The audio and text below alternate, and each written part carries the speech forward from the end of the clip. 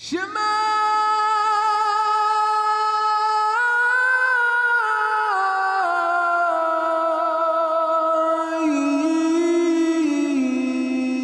Israel. Hope you enjoy this next study. My name's Dee. This is my wife, Millie. So if you like what you see, subscribe and hit the notification bell. And if you wish to reach out to us, you can email us at devotedtoyah@gmail.com.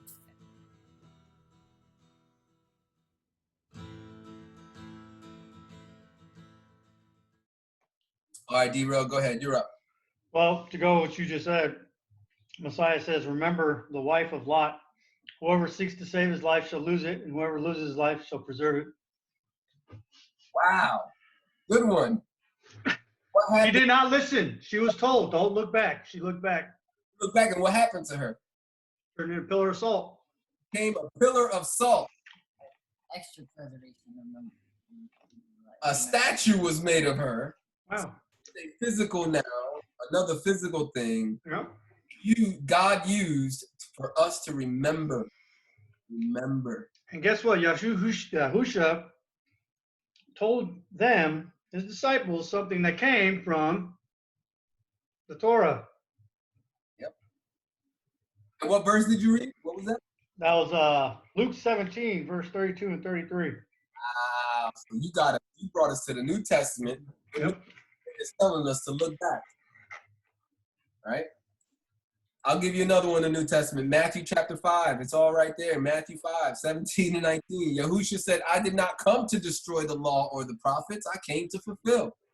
He's saying right there, I'm not telling you to forget about it. I'm not telling you I came to do away with it. I'm not telling you that it has expired or it's going to expire. He didn't say any of these things. He actually said, I came to do it. I came to fulfill it. Yeah. Right?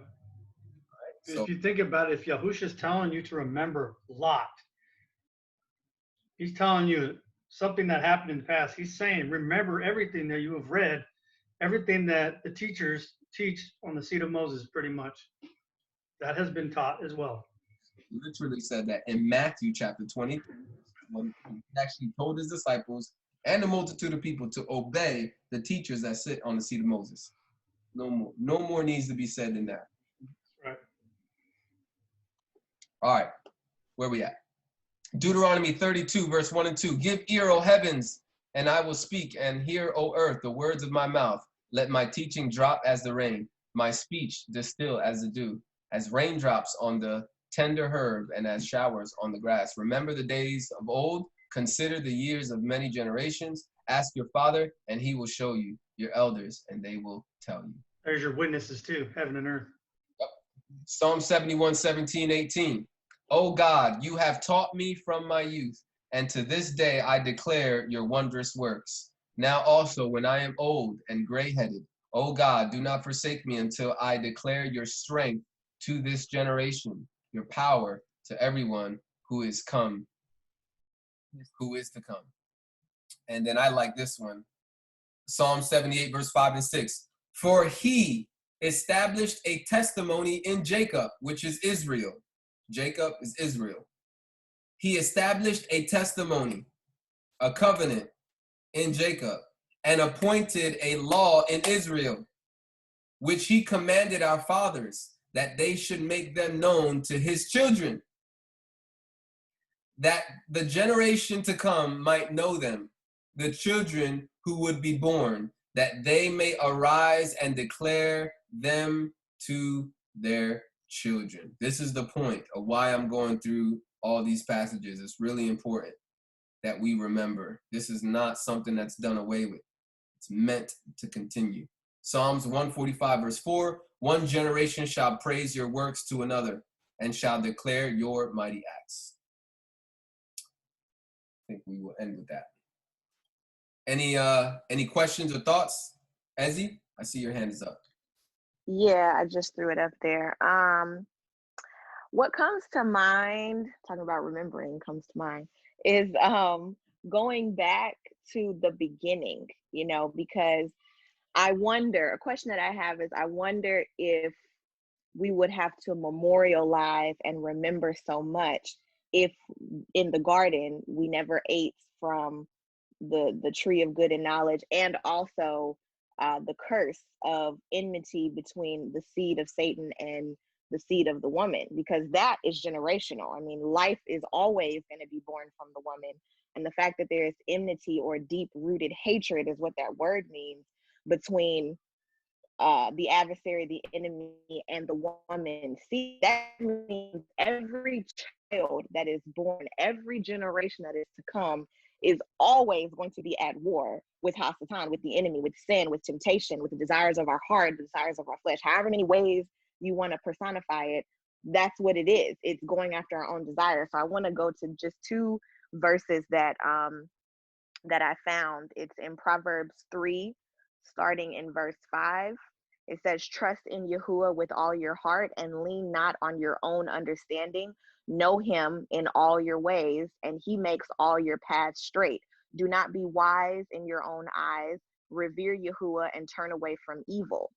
So the fact that we have this knowledge of good and evil, and we also have this enmity that is in every generation to come, we have to remember him in all things. I don't think animals have to remember who Yahuwah is. I don't think, the birds have to remember, that they can fly so high without going into heaven, or that they need to rest on a certain day. It's just known because they didn't eat from the tree. They don't have this knowledge of good and evil. They just know Yah, and they know their purpose to go be fruitful and multiply. But with us, knowing the things of the world and always having to overcome the things of the world, you can easily be distracted just in your human nature and forget where you came from, forget the blessings that you've received. So it just amazes me how well our Creator knows us, like to the depths of our soul. The other scripture is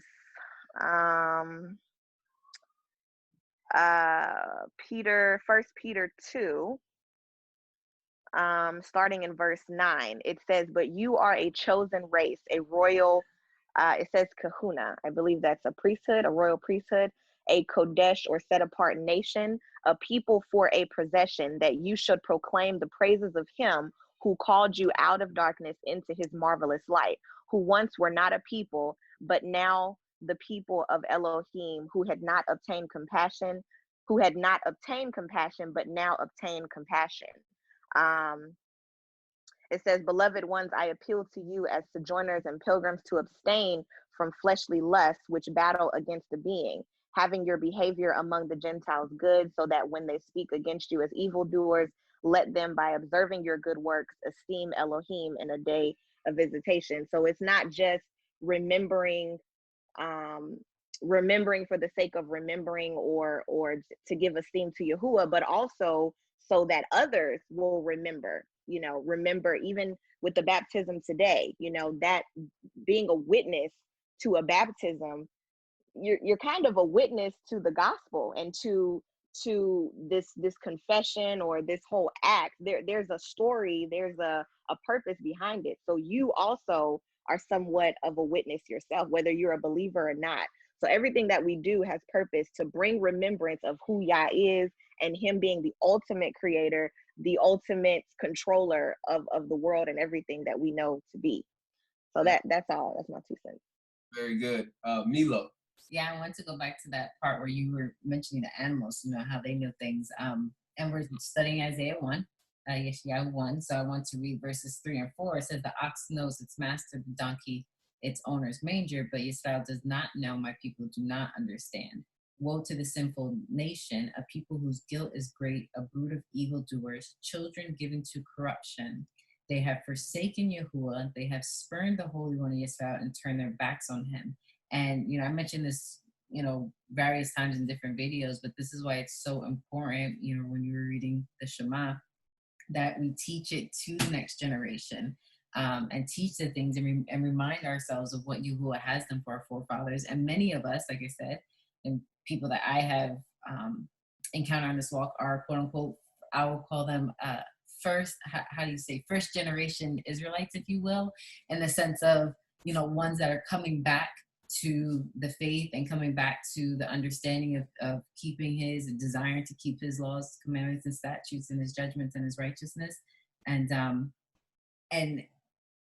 because we're a byproduct of our forefathers, our natural forefathers, our earthly forefathers, of not reminding us of the word of Yahuwah, of not reminding us of what Yahuwah has done. You mentioned earlier, you gave the challenge out, like we should be talking about how Yahuwah brought our people out of Egypt and how he did that, various things within the scripture that needs to be on our lips daily. I mean, Deuteronomy is a call to do it at every chance that you can and every opportunity that you can when you're going out. I mean, we named our son Shema Yisrael to begin to bear witness to that, so that his name is to remind us that we need to hear and obey Yahuwah, and not just for him, but also for him, obviously, and those around him.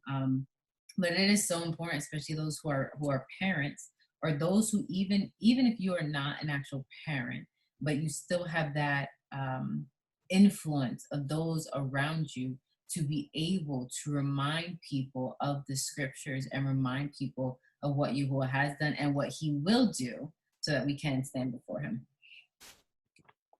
And then one more, if it's okay, like with Exodus chapter 3 again, verse 15. Moreover, God, Yahuwah said to Moses, thus you shall say to the children of Israel, the Lord Yahuwah of your fathers, the God of Abraham. I'm sorry about the God of Abraham, the God of Isaac, the God of Jacob has sent me to you. This is my name forever, and this is my memorial to all generations. So that's kind of what we're talking about. Great cross reference. It's all about remembering. It's all about remembering, and this is actually specifically about Yahuwah's name.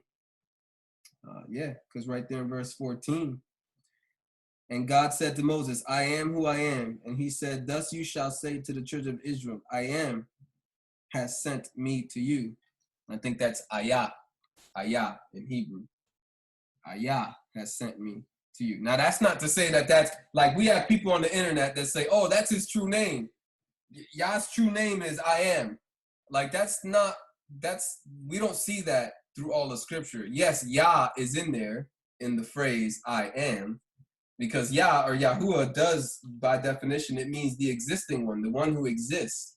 But we got people going around saying God's name is not Yahuwah or Yahweh. It's actually Ahaya. Like, no, the scripture doesn't go on for the rest of scripture saying his name is Ahaya.